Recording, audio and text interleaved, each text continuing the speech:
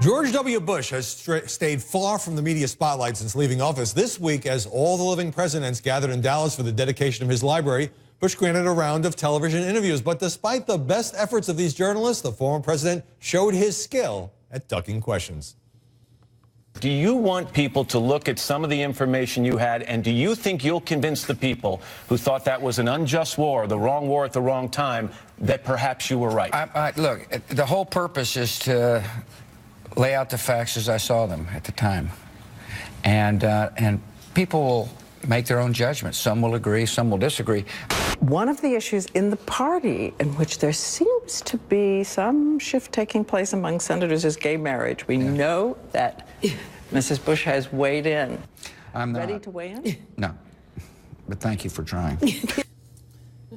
So Bush managed to celebrate his presidency without having to make news. And while Fox News sent Bret Baier to interview Bush, the network also sent his former press secretary. Okay, this is my last question. Okay. Who is your biggest fan? Mila. No, it's me. My sweet press secretary. Okay, Bob. Dana Perino is a nice person and was a good spokeswoman, but can you imagine the reaction at Fox if MSNBC had said Robert Gibbs to interview former President Obama?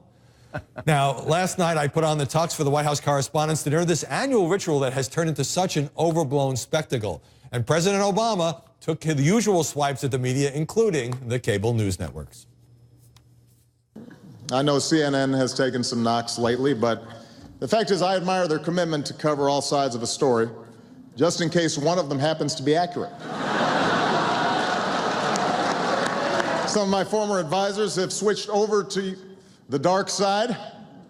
For example, David Axelrod now works for MSNBC, which is a nice change of pace since MSNBC used to work for David Axelrod.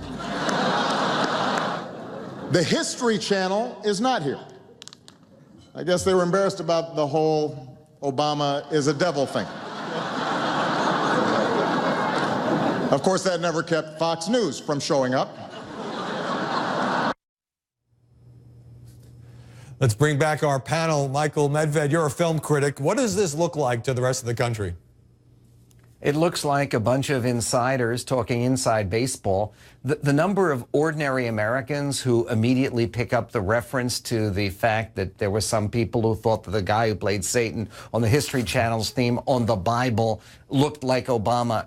This is not what the president needs right now. He's at his best when he has the feeling that I can connect with ordinary people. That's why he won the election. All right. Well, and the idea of, at this moment, hobnobbing with a lot of insiders in tuxedos, I don't think it helps the president. All right. Well, I want to focus on the press corps. Let me ask you, Cenk Uygur. Sarah Palin tweeted this yesterday, and I have to clean it up a little bit. America is working butts off while D.C. blank clowns throw themselves nerd prom, which is the nickname for this annual event. She calls it pathetic. Does it seem pathetic to you that one night a year there's some socializing and a nice dinner with press corps and the administration officials? Sarah Palin's amazing. You know who I saw at the last White House Correspondents' Dinner? Sarah Palin. Yeah, she went to some of the parties a few years back.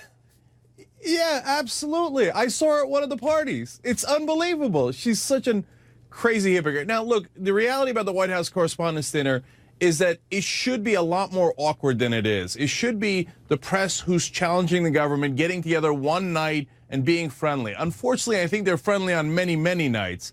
I mean, you get a sense of, how the press is not challenging the government enough by who's there and who's not there. I mean, can you imagine if Julian Assange was at the White House Correspondents' Dinner? Now, there's a guy who's actually challenging the government, and he's certainly not invited. I don't think he got an invite, but certainly a lot of celebrities. Jane Hall did, Amy Poehler, and Nicole Kidman, and people like that. But this has also become a great branding exercise for media corporations. You have these big parties before and afterwards, sponsored by Vanity Fair, Bloomberg, MSNBC. So it's become this whole weekend event for media people. Well, it has. It's kind of getting closer and closer to the Golden Globes. I think Ed Henry, the head of it, pointed out that they give a lot of scholarships. They made a point of that because they've been criticized. I think one night of hobnobbing is okay, but I agree if you're too close. What about the celebrity aspect? And it's not like look, whatever people think of the White House press corps, most of them are not celebs. Most of them work hard. But it's not like one dinner is going to change their view of how they should do their jobs, right? I don't No, think but so. This is particularly strong in terms of blending the dividing line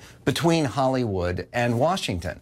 And I mean, I don't think that works well for Hollywood, and I don't think it works well for Washington. The fact that Conan O'Brien was the host, that President Obama had some film clips that were very elegantly prepared. The president was funny. He's always funny at this kind of event. Well, he's got but I think there's speechwriters, something Michael. a little bit tone deaf right now. He's got speechwriters. Got to go. Cenk Uygur, once again, Michael Medved and Jane Hall.